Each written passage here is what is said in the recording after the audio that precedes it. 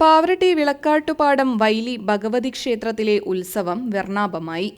ക്ഷേത്രത്തിൽ രാവിലെ ഭഗവതി പൂജ, നാഗപൂജ, പൊങ്കാല സമർപ്പണം എന്നിവ നടന്നു. വിശേഷാൽ പൂജയ്ക്ക് ചോമായമംഗലത്ത് മന രഞ്ജിത്ത് നമ്പൂതിരി കാർമ്മികനായി. വൈകിട്ട് താലത്തിന്റെ അകമ്പടിയോടെ പൂരം എഴുന്നള്ളിച്ചു.